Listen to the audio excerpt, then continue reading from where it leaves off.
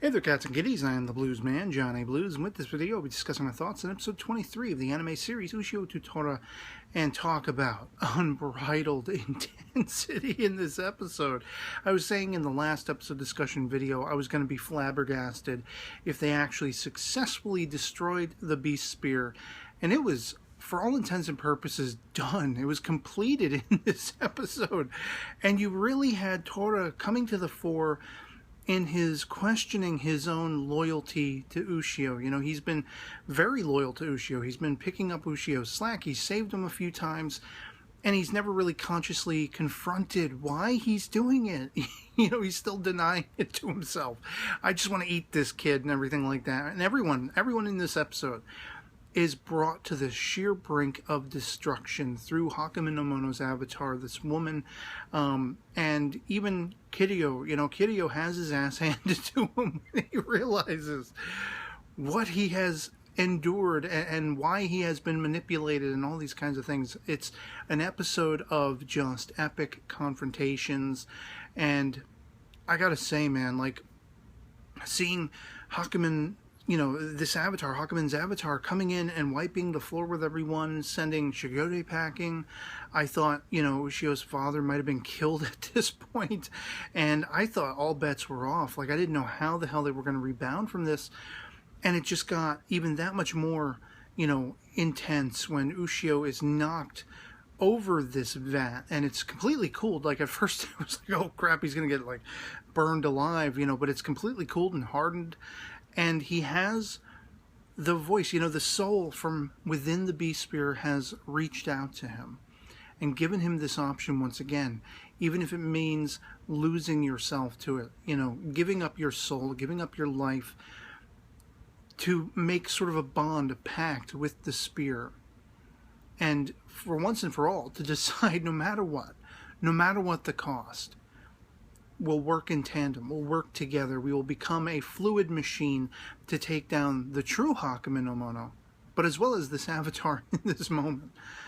And I mean, when you see the face and it's all red and molten, and, you know, of course, Hakumen's avatar knocks Ushio for a loop. He's stabbed through the shoulder. Shigure, his father, is stabbed through the shoulder as well by these, like, black spikes and everything.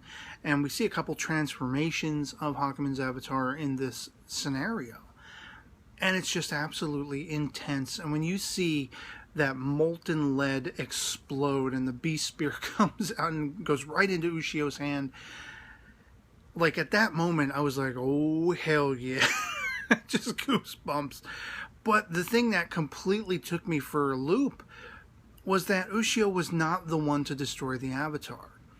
And I kind of started to hope, as this was unfolding, as Kiryu was, you know, confronting the truth of this revelation, realizing this was not his mother, ever.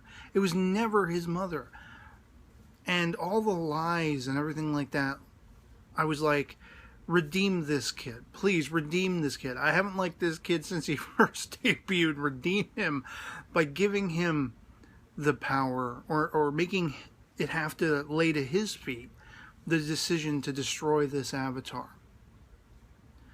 And with the Elzar scythe, sort of poetic justice, being that this is the weapon, the con woman's weapon of Hakumen no Mono's avatar, spread across the Kohami sect, which will be useless, ineffectual, you know, basically assuring Hakumen no Mono's success in conquering the world. It was heart-wrenching. I actually was getting emotional because I was so into just the heat and the intensity of this entire affair. And of course, Hakumen's avatar explodes into flames. And you've had Tora. I love the fact that Tora has been going up against, you know, Queen to take this fellow yokai down for all of his naysaying and derogatorily referring to Ushio. It's really grated on Tora's nerves. That is what is the impetus behind his confronting how he truly feels about Ushio once and for all, finally. Although by the end of the episode, of course, he still resigns himself to the fact, oh, I'm going to eat that kid. You know, maybe it's still worth eating, and I'll travel with him and whatever like that. But I absolutely loved that Tora heard those slams against Ushio breaking down his character, Tora just exploded. Suddenly he was powerful mother truckers all hell, and he was wiping the floor with Queen. And it was like, hell yes. Hell yes, this is the team forging.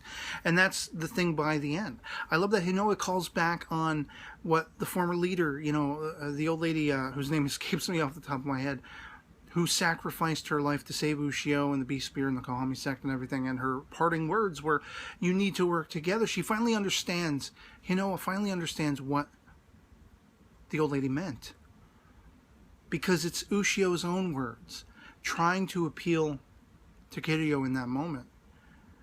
Look, we're alive. People have died, but we're alive. We still stand a chance. We still stand up to that promise.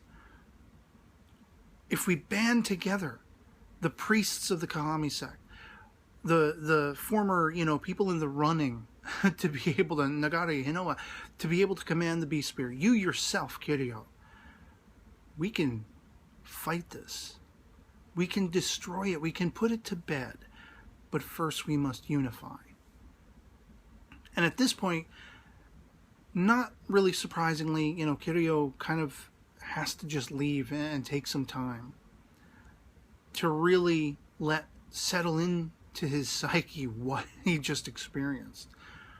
I mean, for years, this woman he's believed to be his mother turned out to be Hakumen's avatar.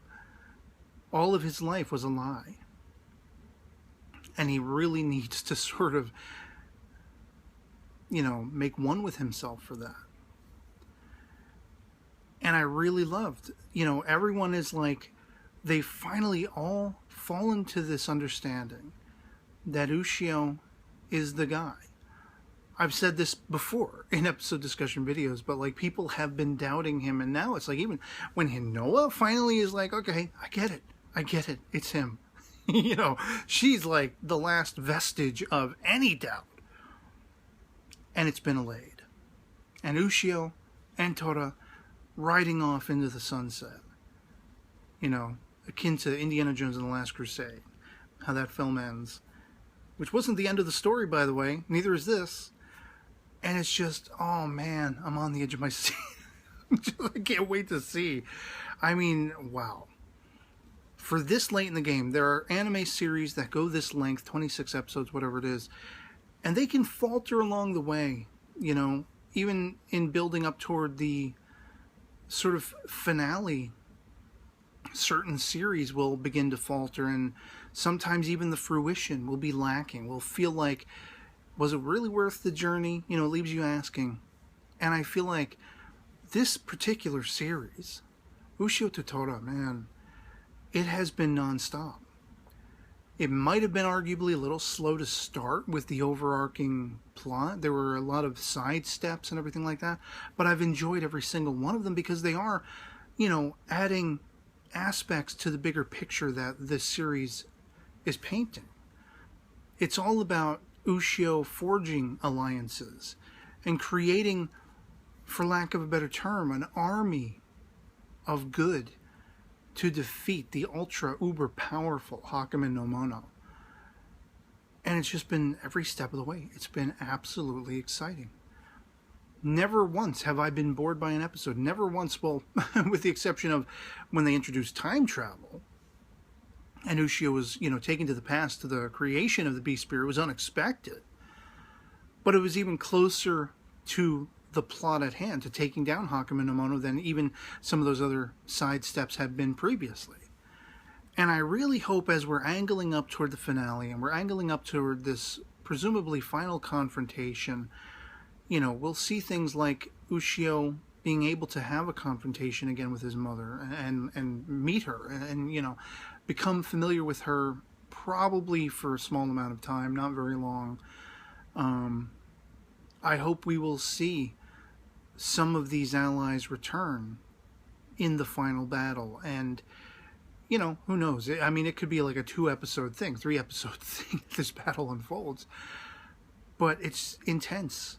Even at this late stage in the game, this show is still on par and excelling beyond every last step that it took. and just going nuts, you know, going back guano with the intensity, with the action, with the drama, with the stakes, the high stakes actually feeling, you know, monumentous in the grand scheme of the story. And it's like, damn, bring on the next one. Just bring it on. You know?